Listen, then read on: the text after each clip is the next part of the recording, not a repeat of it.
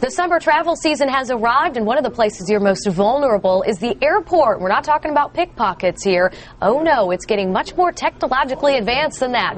Gregg is here. We consider him the ethical hacker, and he's going to tell you how the bad guys out there can get your important information. And Michael, we mentioned the airport, but is that the place where people are most vulnerable?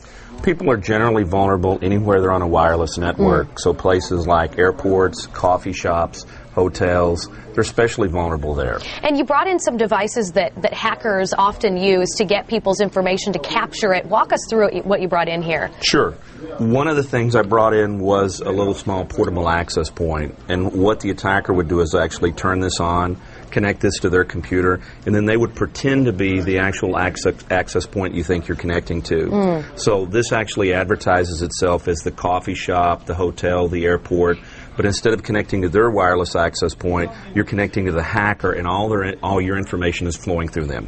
Okay, so they can access basically your bank account information, whatever you've got on your computer there. Right. What else did you bring in? Well, one of the good things that consumers can do is if they use their own access point. So if you have a MiFi, you have one of these USB cards that you actually use, even if you tether to your phone, then that prevents the attacker from actually getting your information, because you're sending the information out through your device, out through the cell phone network, and not through a public Wi-Fi access point. And sometimes the public ones charge as well at the airport. Exactly. So at least this way, you know, you're getting what you pay for through your cell phone plan or whatnot. Yes, most definitely. What else did you bring in? The other thing I brought in here was a modified Bluetooth adapter. Now, Bluetooth, generally, we find these on phones, we find them on headsets.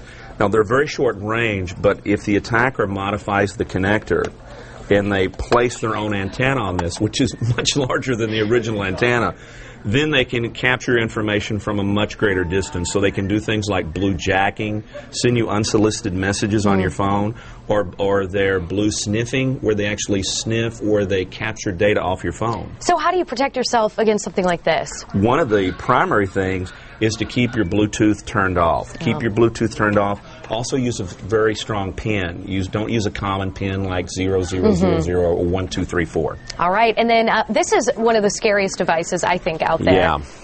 Tell me what that one does. Now, this is just really here an RFID reader. This is the same type of technology that would be used if you were at a grocery store, fast food restaurant, to get your credit card information.